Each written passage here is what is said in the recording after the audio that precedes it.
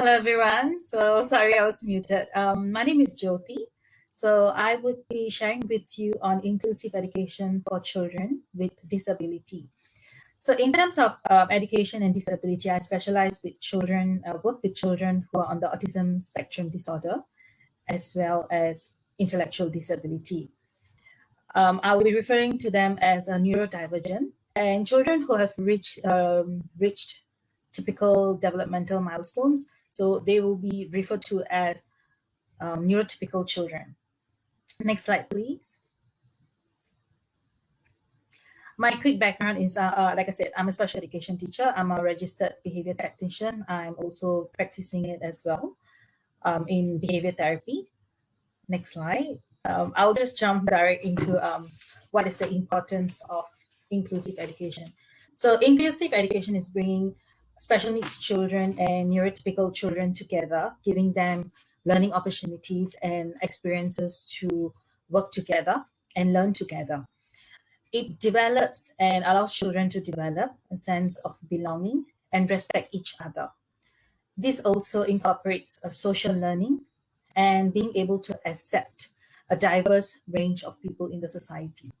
When we start from young, it becomes a natural environment for them to be in. Next slide, please.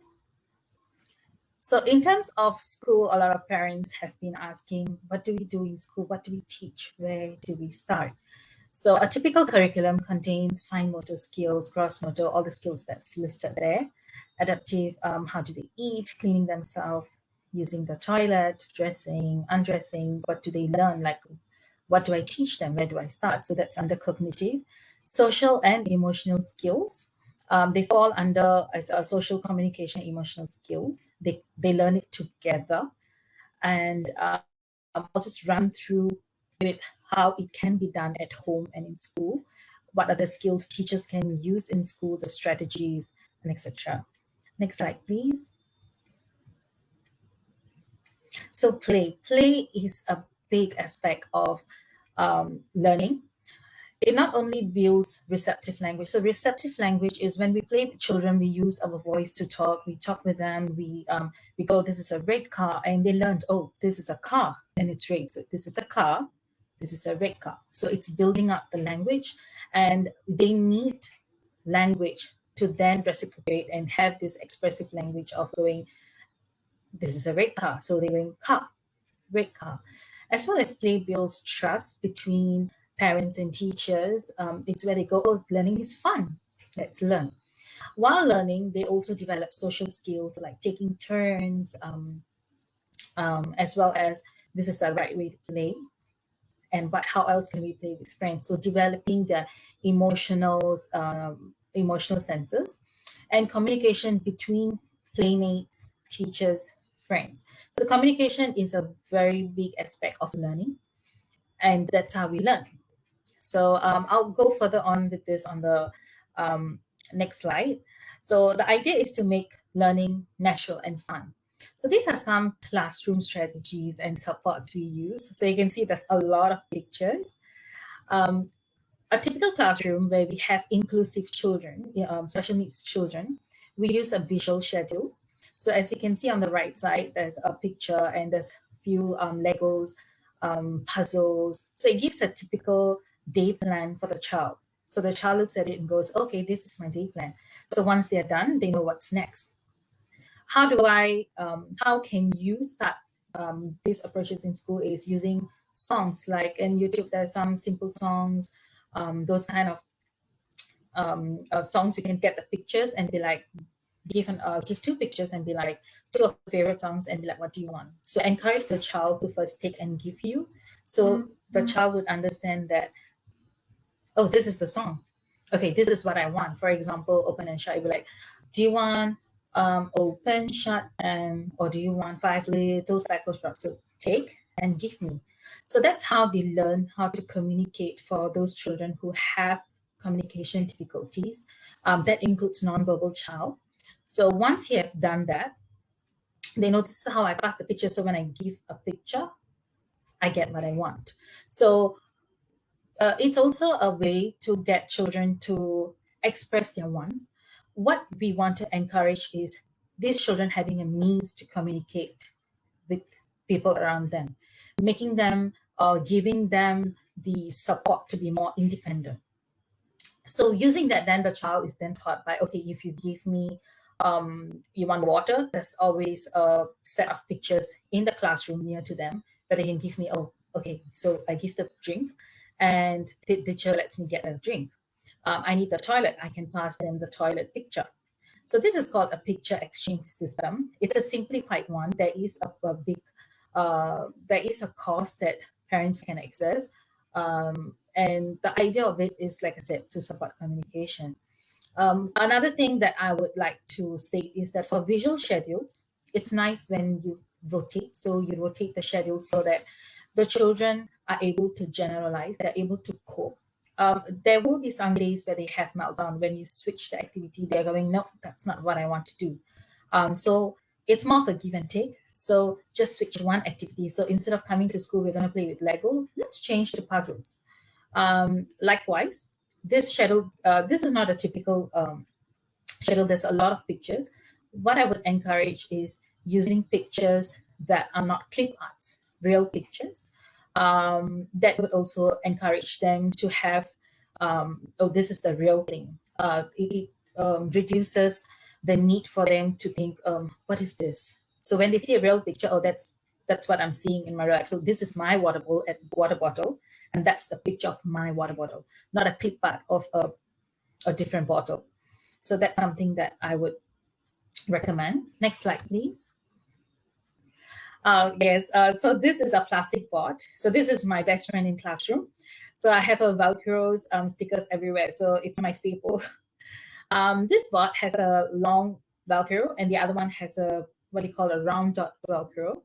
As I go through the slides, you'll see how I incorporate this in the classroom. The idea is having a board that's stable, where the child can pick and give me. Because at times when you put it on the table, children do tend to push it to the floor, and then you're going to be spending time picking up.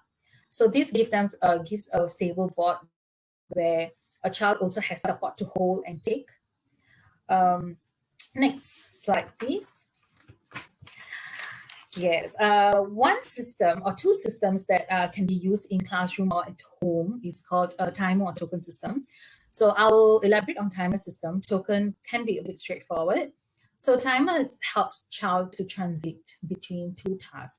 So for example, when the child has difficulty distinguishing between activity time and time to have snack. So what I do is you can use a kitchen timer or a handphone, and the time varies based on routine in the sense, time to have snack, the child is playing and does not want to have their meal. You can go, okay, I'm setting 2 minutes. When timer beeps, time to have food. So you keep toys, so you show a visual of keep toys, and then it's time to eat. So when the timer rings, so then you go, okay, timer ring, time to keep, and time to go and eat. And the same thing between activity and playtime. So playtime, keep toys, time to do work. So what I would say is this encourages, like I said, transition between activities. It can be implemented at any place. So at home, in school, or even outside. So they are playing in the beach and you want to go, time to go home. Okay, 2 minutes or 5 minutes, timer beep, you have to go home. So it gives them a sense of, okay, when this happens, I have to do this. It sets a routine. And of course, increasing and decreasing of the time depends on the task itself. So token system, as you can see, there's some smiley boards. There's different kind of tokens. I'll just brief you very quick. It's actually a very big topic. So there's 3, 5, 10 token systems accordingly. So let me just go with 3, a simple one. So you want to establish your child to have good eye contact with you. So you have a token board, and you have 3 tokens, and be like, whenever the child looks at you, be like, oh, that's good looking. You know what? I like that. That's good. That's 1 token. And after the child has done gotten 3 tokens. So you want to also have to emphasize a natural setting. So do not force them to say, look at me, look at me. When they look at you, you support it. Oh, there you go. So when they've achieved 3 tokens, and you go, okay, well done, look at it. Yes, done. That's very good eye contact. So what do you want to play? Do you want to Play-Doh? Okay, 2 minutes of Play-Doh. And Very simply defined, inclusion is a belief that everyone belongs. It's a philosophy that values diversity and, as such, welcomes everyone. So, in education in particular, inclusion is the belief that all children should learn and participate together with their peers in general education classrooms amidst a culture of absolute acceptance and celebration of diversity for the benefit of all. Wow, that's really a mouthful. No? So maybe in just like in the true spirit of inclusion and individualization, let us break down the definition and simplify it. So why all children? Because education is every child's right. And simply because it's the right thing to do. As educators, we commit to helping all students, not just the promising ones, but especially those who have difficulties and are challenged. Why together with their peers? Because being with peers affords a multitude of opportunities to learn age appropriate and developmentally appropriate physical skills, cognitive skills, language skills, behavior, social skills, such as emotion regulation, conflict resolution, real life skills that will be useful and crucial in adulthood. And then, why general education classrooms? Because these are the natural settings and contexts where all these learning opportunities and interactions take place. Represents the bigger natural world where children belong, includes play areas, cafeteria, home, community, as opposed to clinical settings or resource rooms, right? So there are a myriad opportunities to interact with others, practice skills, develop talents, and to belong.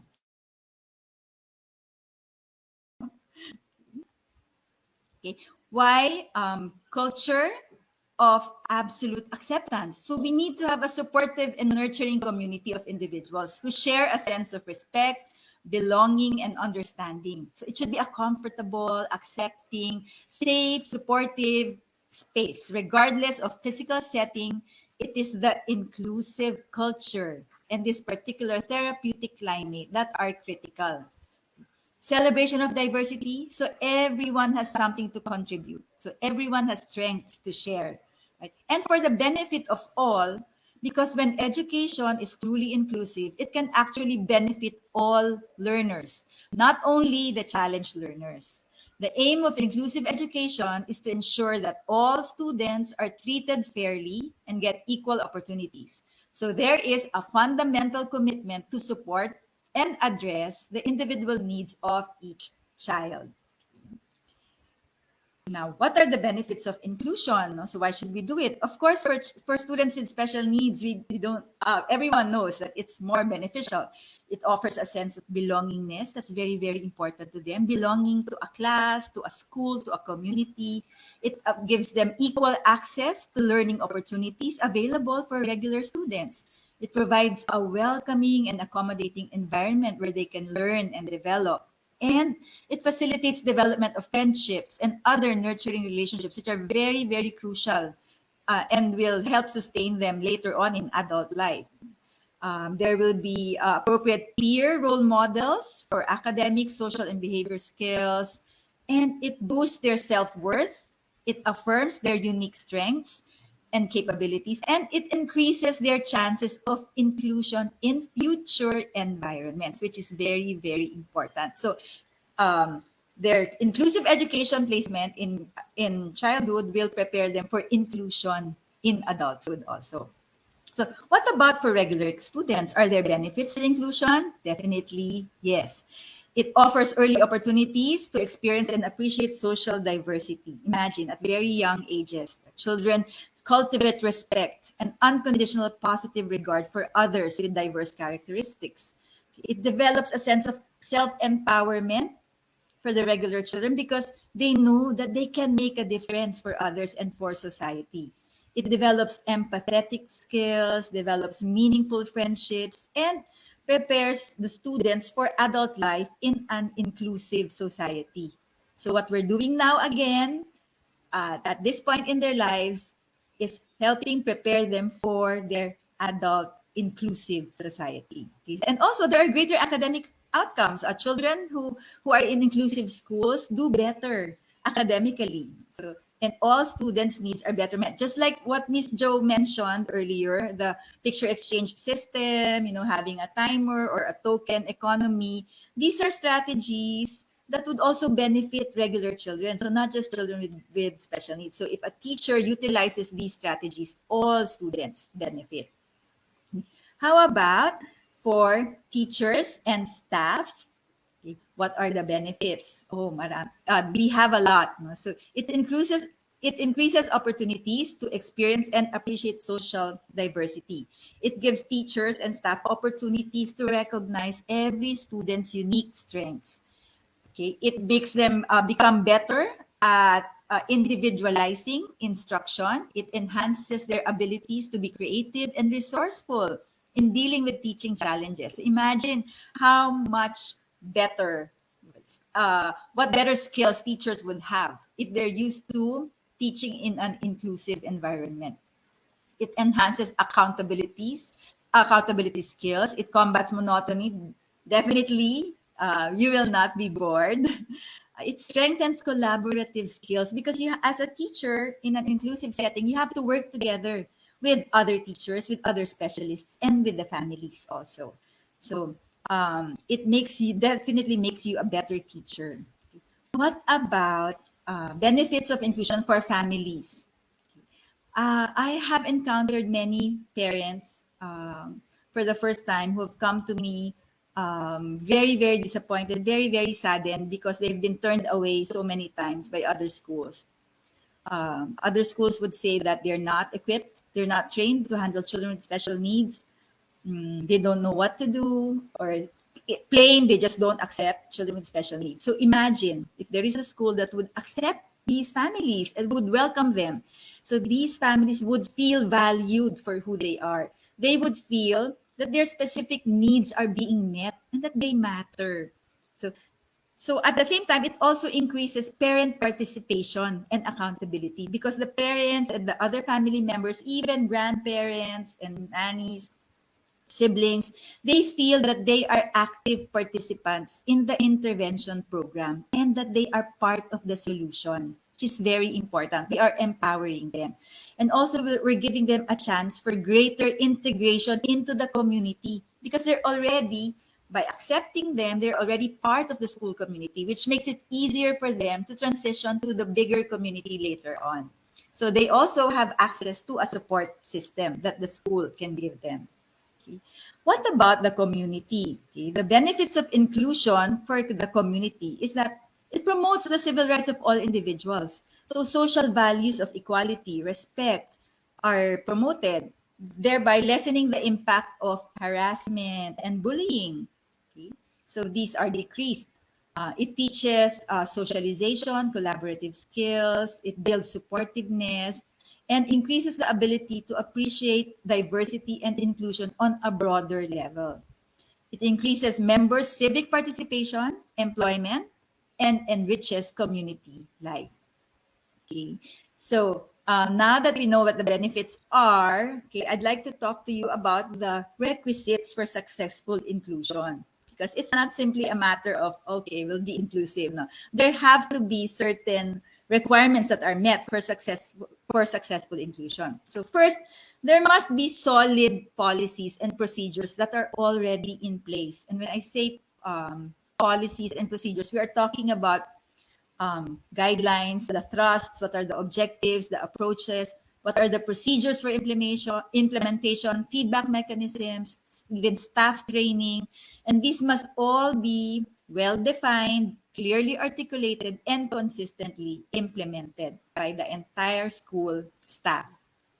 Also, there must be a continuum of supports and services needed by the students and their families. These should be available already, existing already. So aside from classroom learning, services offered may range from occupational therapy, speech and language therapy, counseling, social skills training, parent support groups, provision of learning support for the students, such as shadow teaching. Because without the provision of these supports and services, teachers would have a very difficult time achieving their intervention goals.